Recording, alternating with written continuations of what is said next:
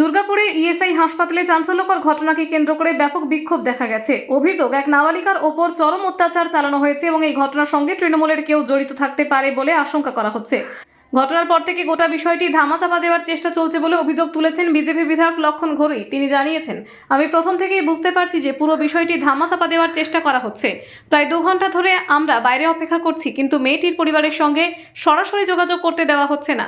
Police আমাদের জানিয়েছিল যে মেয়েটির মায়ের সঙ্গে ফোনে কথা বলা যাবে, কিন্তু পরে দেখা যায় তাকে বাইরে আসতে বাধা দেওয়া হয়েছে। একজন সাংবাদিকের সহায়তায় মেয়েটির মায়ের সঙ্গে ফোনে যোগাযোগ সম্ভব হয়েছে। তিনি জানিয়েছেন, যারা আমার মেয়ের সঙ্গে এই অমানবিক কাজ করেছে তারা যেন কঠোরতম শাস্তি পায়। আমি সুবিচার চাই। অভিযোগ, 4 জন মিলে ওই নাবালিকাকে ধর্ষণ করেছে এবং ঘটনার সঙ্গে রাজনৈতিক যোগাযোগ থাকতে পারে বলে অনুমান করা হচ্ছে।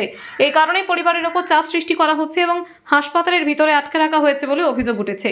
বিজেপির পক্ষ থেকে আশ্বাস দেওয়া হয়েছে যে ভুক্তভোগী পরিবারকে সব রকম আইনি ও অন্যান্য সহযোগিতা করা হবে। ইতিমধ্যেই পরিবারের তরফ থেকে এফআইআর দায়ের প্রস্তুতি নেওয়া হয়েছে। ঘটনাস্থলে উত্তেজনা বাড়তে থাকায় হাসপাতাল চত্বরে বিশাল পুলিশ বাহিনী মোতায়েন করা হয়েছে। বিজেপি কর্মীরা দাবি করছেন, প্রকৃত দোষীদের বিরুদ্ধে কঠোর পদক্ষেপ না নিলে তারা বৃহত্তর আন্দোলনে নামবেন। যে পুরো কেসকে থামাতে হওয়ার চেষ্টা করছে, 2 ঘন্টা 2.5 ঘন্টা ধরে দাঁড়িয়ে আছি।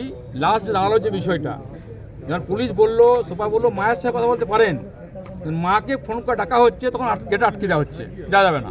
কারা বলছে? নার্স সুপারভিজন আছেন, ওই যাওয়া যাবে বাইরে।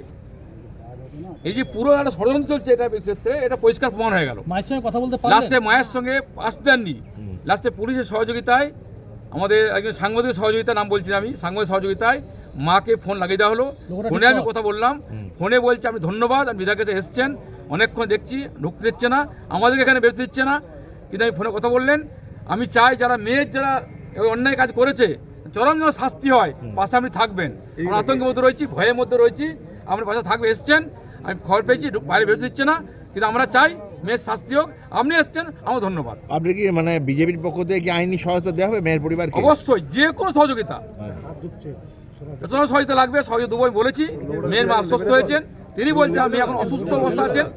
আমরা চাই মেয়ের পুরো শাস্তি, যারা অন্যায় করেছে তার শাস্তি হোক। আপনি যে এসছেন, আমার বাবা ধন্যবাদ জানাচ্ছে, আমাকে মানে ধন্যবাদ জানার কোনো দরকার নেই।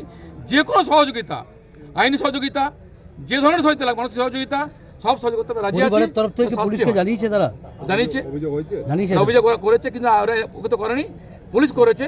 এনারা রেডি হচ্ছেন, লেখা মেয়ের কথা শুনেছেন, শোনার পরে বাড়ির পক্ষ থেকে এফআইআর করবেন, তার প্রস্তুতি নিচ্ছেন।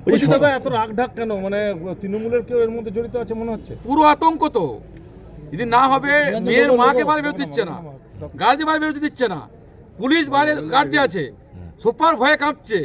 2 ঘন্টা পরে, 1 ঘন্টা পরে, এখনই আসছি, তখনই আসছি, আসানসোল আছি, দেখছি ভ্যাডিক বেরিয়েছে, এখন সুপ্রিম কোর্টে দেখতে যাবে না, কোথা করে অসঙ্গত রয়েছে। মেয়ের মা কি পুরো ঘটনা আপনাকে জানালো?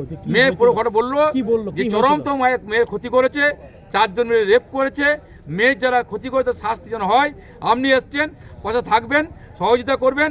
আতঙ্কের মধ্যে রয়েছে, ভয়ের মধ্যে রয়েছে, অবশ্যই করছে। পরিবারের উপর কি চাপ আছে? পুরো চাপ আছে, পুরো চাপ।